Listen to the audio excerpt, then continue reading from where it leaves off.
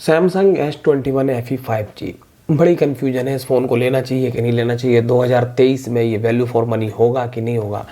तो भैया 6 महीने से मैं इस फ़ोन को यूज कर रहा हूँ और इस फ़ोन का एक्सपीरियंस आपके सामने शेयर कर रहा हूँ। पहले भी 1-2 वीडियो बना चुका हूँ इस फ़ोन के बारे में, तो उसी के हिसाब से मैं फिर से वीडियो बना रहा हूँ, क्योंकि सैमसंग वाले मुझे इस फ़ोन की तारीफ़ करने के लिए कोई पैसा नहीं दे रहे हैं। मेरे YouTube चैनल पे आज की डेट में 417 सब्सक्राइबर हैं। इतना बड़ा मेरा चैनल नहीं है जो लोग आके मुझे फ़ोन देंगे और कहेंगे कि आप रिव्यू करो और मेरा फ़ोन जो है, मेरी कंपनी का फ़ोन है, उसको आप बिकवाओ, सेल करवाओ। तो इतना बड़ा मैं यूट्यूबर नहीं हूँ।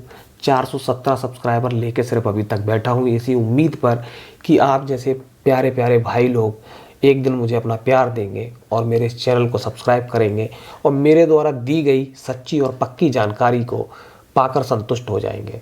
तो मेरा सिर्फ इरादा इतना ही है कि मेरे पास में अगर कोई चीज़ है तो मैं उसके बारे में अगर कोई जानकारी आप सबसे शेयर कर सकता हूँ तो मैं करूँ, क्योंकि आज के इस वक्त के इस दौर में 5G के ज़माने में तुम्हारे पास में जो ज्ञान है उसको लोगों तक पहुँचाने के लिए कोई पैसे नहीं लगते। एक कैमरा उठाओ, वीडियो बनाओ, यूट्यूब पर डालो, आपका ज्ञान लोगों तक पहुंच जाएगा। मजाक कर रहा था, बुरा मत मानिएगा। तो इस फ़ोन के अंदर ऐसी क्या खास बात है कि इस फ़ोन को लेना चाहिए। देखिए, सबसे पहली चीज़ इस फ़ोन की अगर मैं बात करता हूँ तो इसकी प्राइस है। 32,000 रुपये की प्राइस में आपको फ़ोन मिल रहा है, जो कि एक फ्लैगशिप लेवल का फ़ोन है सैमसंग कंपनी का। सैमसंग S23 अल्ट्रा हो गया और भी सैमसंग के S21 सीरीज का फ़ोन है। तो एक 32,000 रुपये में सैमसंग ने एक फ़ोन आपको दे रहा है जिसके अंदर आपको काफ़ी अच्छी चीज़ें मिलती हैं। डिस्प्ले की बात करते हो तो डिस्प्ले आपको बहुत अच्छी मिलती है, यानी कि डायनामिक 2x डिस्प्ले है, सुपर एमोलेड से भी अच्छी है।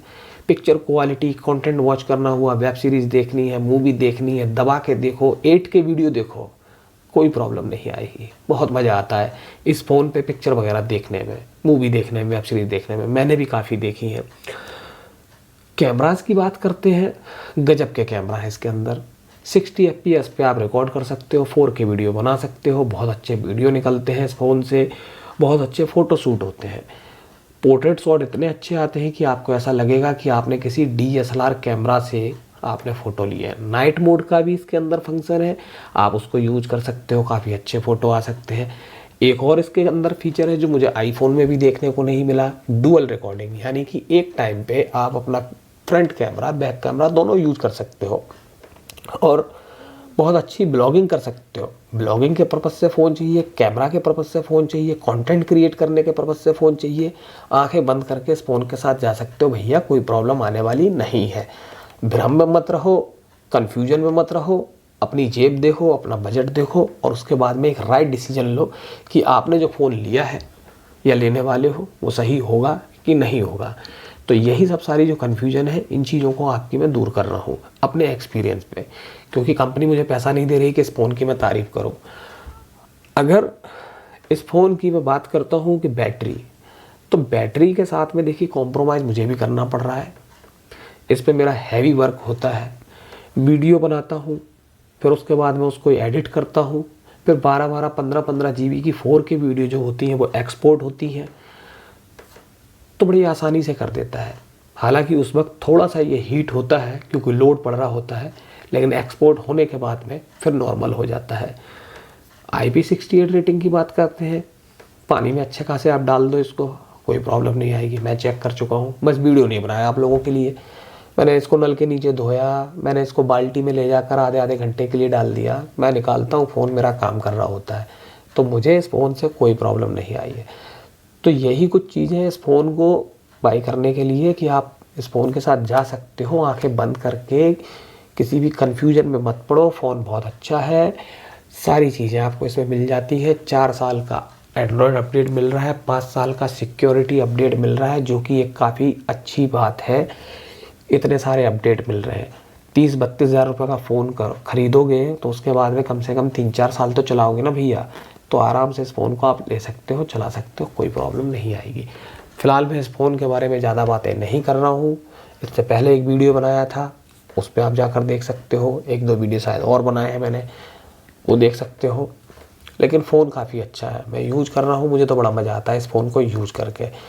कॉम्पैक्ट साइज़ है, मेरे हाथ छोटे हैं, ईजिली मैं इस फ़ोन को एक हाथ से यूज करता हूँ, अच्छा एक्सपीरियंस रहता है। तो आप लोगों के मन में बहुत सी कन्फ्यूजन है, मार्केट में इतने सारे प्रोडक्ट आते हैं, एक के बाद बैक टू बैक लॉन्च होते हैं, तो कन्फ्यूजन बनी रहती है। तो आपकी उन्हीं कन्फ्यूजन को थोड़ा सा दूर करने की कोशिश मैं कर रहा हूँ। बाकी कुछ लोगों को ये फ़ोन पसंद नहीं है, कुछ लोगों को पसंद है। अगर आप ये फ़ोन लेने वाले हो तो आप कमेंट करके बता सकते हो। अगर आपने ये फ़ोन ले लिया है तब भी आप कमेंट करके बता सकते हो। चैनल पे पहली बार आए हो तो चैनल को सब्सक्राइब कर सकते हो। मेरे द्वारा दी गई मुफ्त की जानकारी आपको अगर अच्छी लगी है तो वीडियो को लाइक कर सकते हो। बेल आइकन आपकी मर्जी है भैया, दबाना चाहो तो दबा सकते हो, नहीं तो कोई बात नहीं। बाकी सैमसंग ने पैसे नहीं दिए हैं इस फ़ोन का रिव्यू करने के लिए, भैया खुद अपने पैसों से लिया था, यूज कर रहा हूँ, तो सोचा कि वीडियो बनाकर आपके सामने शेयर कर दूँ। और ये यूट्यूब पे एक चैनल बनाया है आप लोगों को जानकारी देने के लिए। तो फिलहाल में 417 सब्सक्राइबर हैं, उम्मीद करता हूँ जल्दी बढ़ जाएंगे, फिर आपके लिए मैं रिव्यू लेके आऊँगा। ठीक है दोस्तों, मिलता हूँ फिर किसी अगले वीडियो में, तब तक के लिए धन्यवाद।